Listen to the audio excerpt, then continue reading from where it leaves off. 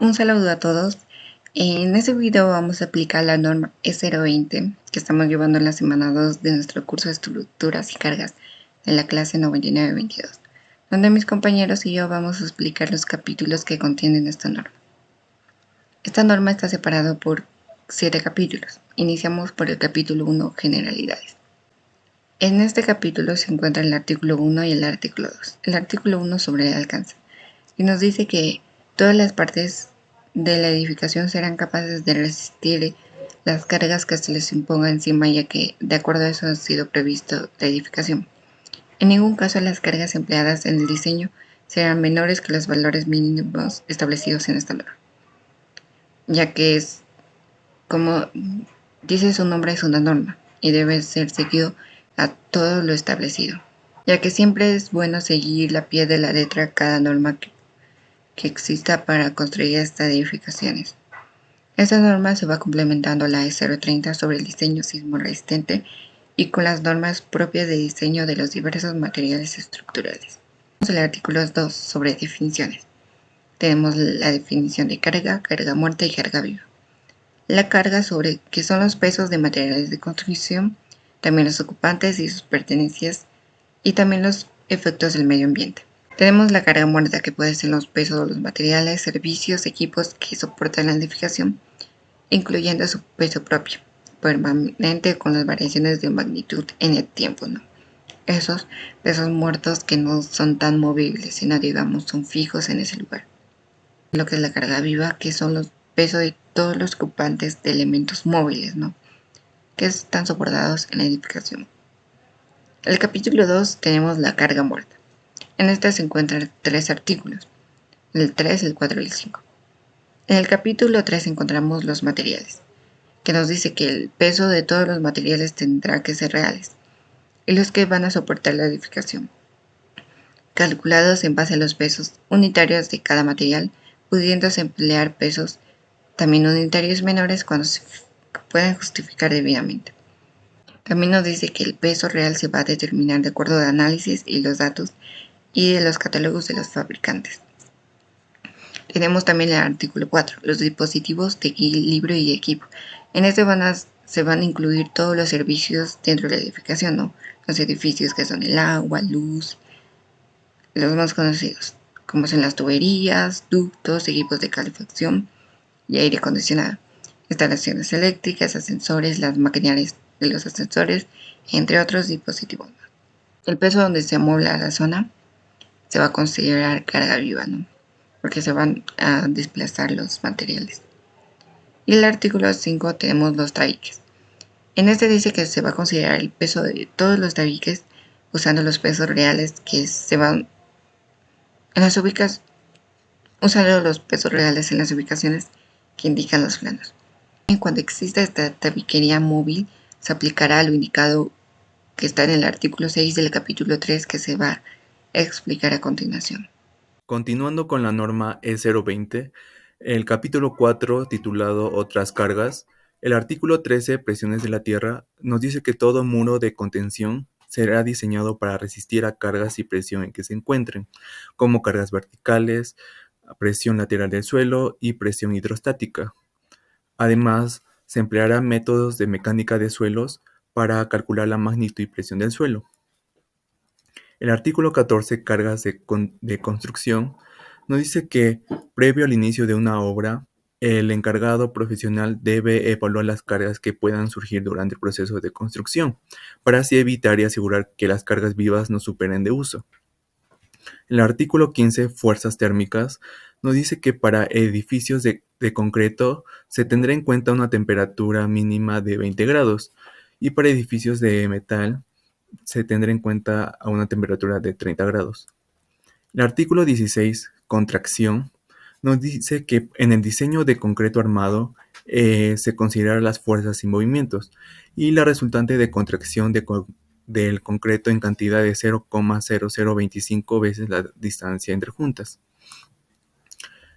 Continuando con el capítulo 5 titulado Distribución y combinación de las cargas, el artículo 17, distribución de las cargas verticales, nos dice que para la distribución de las cargas verticales se empleará un método de análisis reconocido o de acuerdo con las áreas tributarias correspondientes.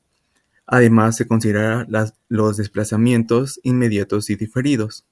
En el artículo 18, distribución de cargas horizontales en columna de pórticos y muros, nos dice que éstas deben de resistir y estas se determinarán en función de su rigidez relativa, teniendo en cuenta la excentricidad natural y accidental de la carga aplicada. En el artículo 19, no, titulado La combinación de cargas para diseño por fuerzas admisibles, nos da una serie de combinaciones en el que la letra D es la carga muerta, la letra L es la carga viva, la letra W es la carga de viento, la letra T es las acciones por cambio de temperatura y la letra E es la carga de sismos. Gracias. Buenas con todos, soy Kevin y en esta oportunidad me ha tocado exponer el capítulo 3 que corresponde a carga vivas. Artículo 6.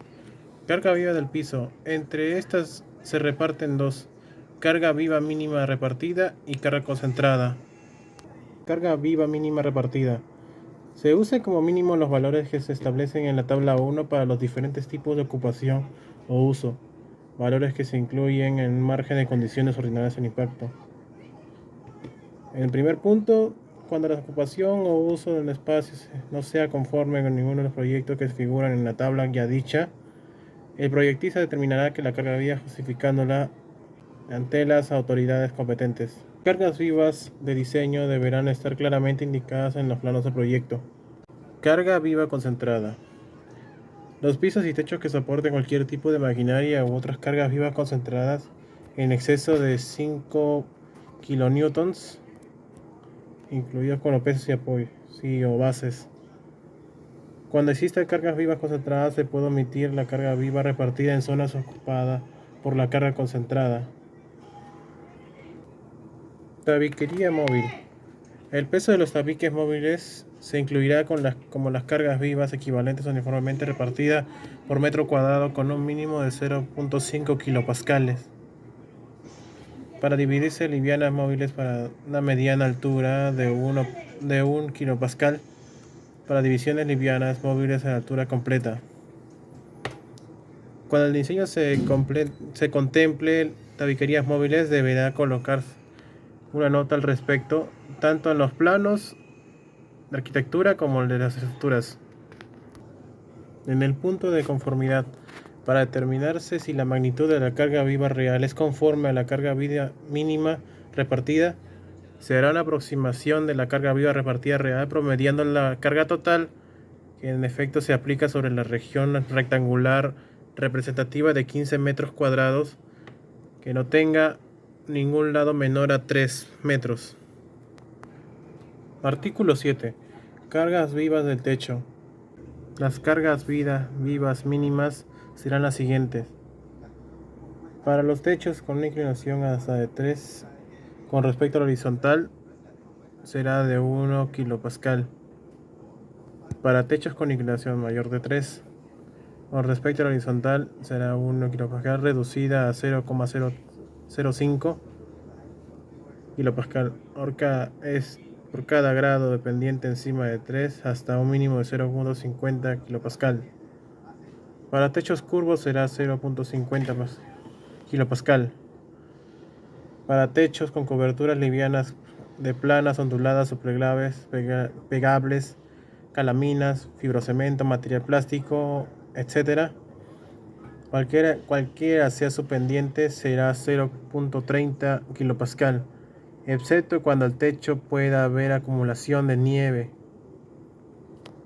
Cuando se trate de malecones o terrazas, se aplicará la carga viva correspondiente a su uso particular, según se indica en la tabla 1 que ya mencionamos. Cuando los techos tengan jardines, la carga viva mínima de diseño de las proporciones de jardín será 1.0 kilopascal. El peso de los materiales del jardín será considerado como carga muerta y se hará este cómputo sobre la base de tierra saturada. Cuando se coloque algún anuncio o equipo de un techo, el diseño tomará en cuenta todas las acciones del anuncio en el equipo ocasional. Artículo 8. Carga viva para aceras, pistas, barandas, parapetos y columnas en zonas de estacionamiento. Para aceras y pistas se cumple lo siguiente. Todas las aceras o pistas o con proporciones de las mismas que no se apoyen sobre el suelo se diseñarán para una carga viva mínima de repartida de 5.0 kPa. Cuando estén sujetas a la carga de rueda de camiones intencional o accidental, se diseñarán tales tramos de aceras o pistas para la carga vehicular máxima para que se pueda imponer.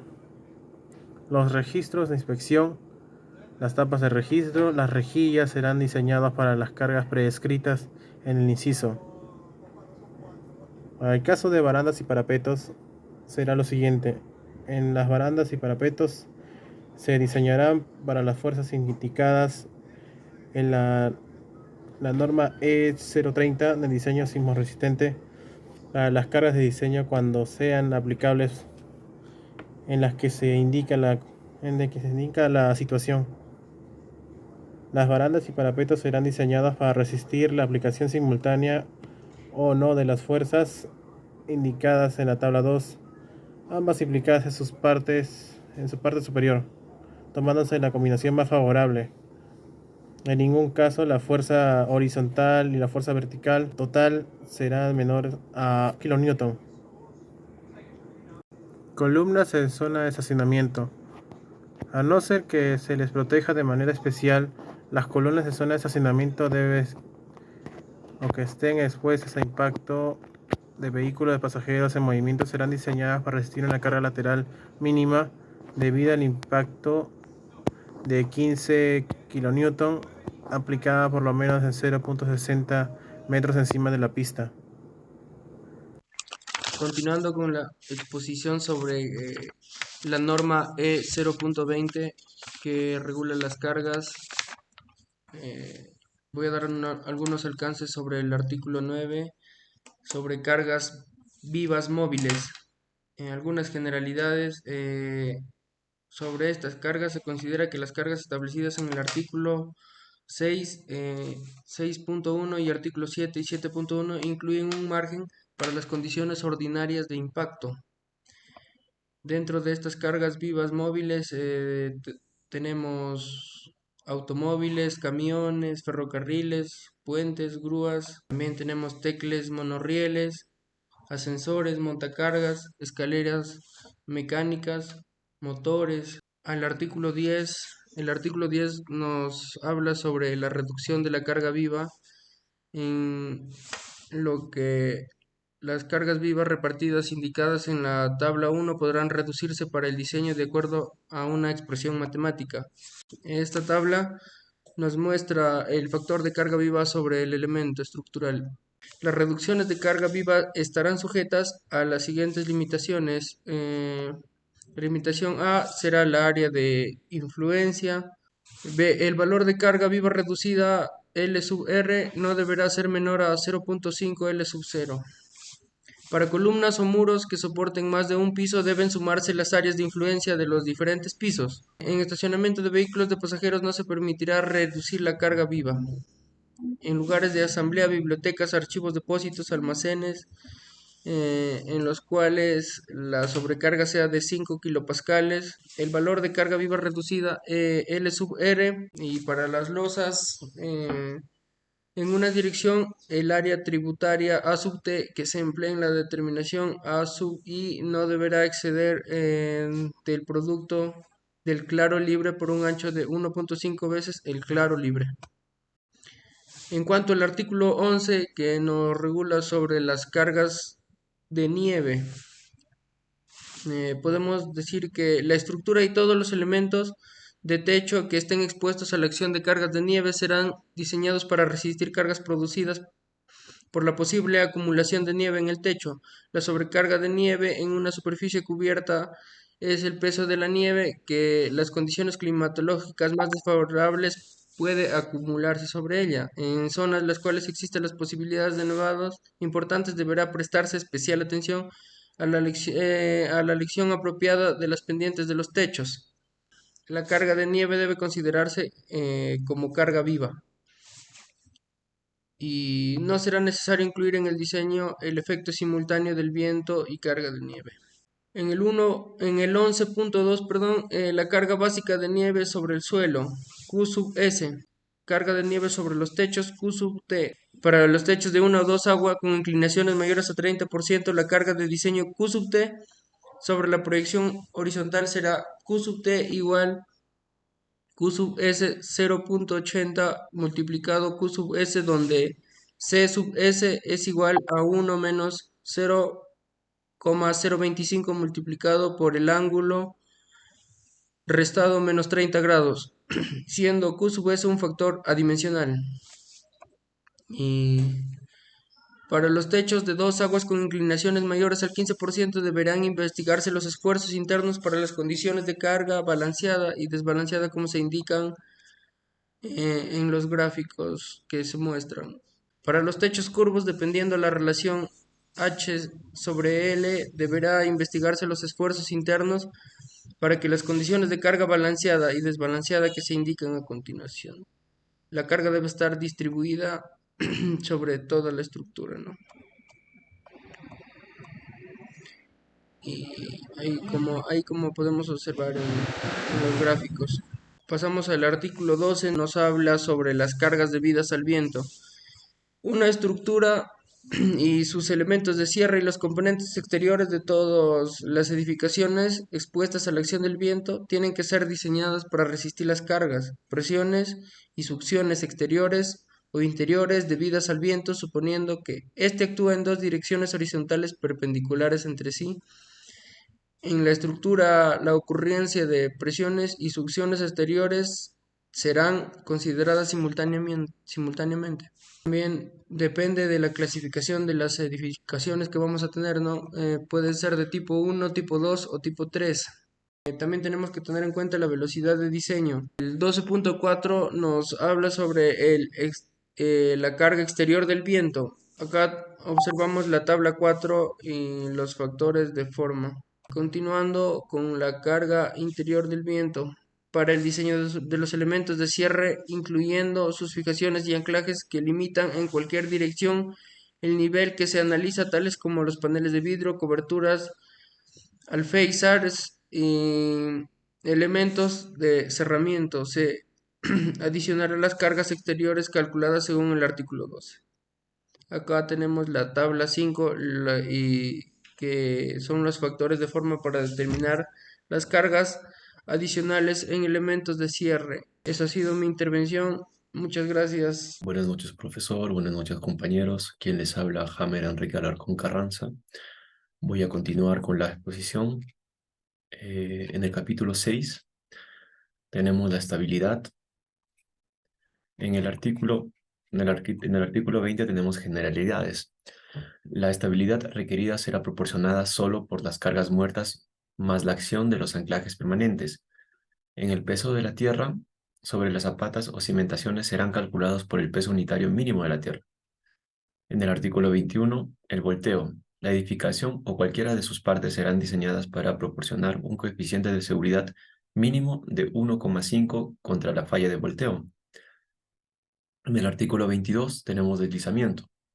La edificación o cualquiera de sus partes será diseñada para proveer un coeficiente de seguridad mínimo de 1,25 contra la falla por deslizamiento. Los coeficientes de fricción serán establecidos por el proyectista. En el capítulo 7 tenemos la rigidez. En el artículo 23, método de cálculo. El cálculo de las deformaciones de las estructuras o de sus componentes será efectuado por métodos aceptados en la ingeniería. En el artículo 24 tenemos el desplazamientos laterales. En edificaciones, el máximo desplazamiento relativo entre pisos causado por las fuerzas de viento será de 1% de la altura del piso. En el caso de las fuerzas del sismo, el máximo desplazamiento será indicado por la NTE E030, diseño sismo resistente. En el artículo 25, flechas.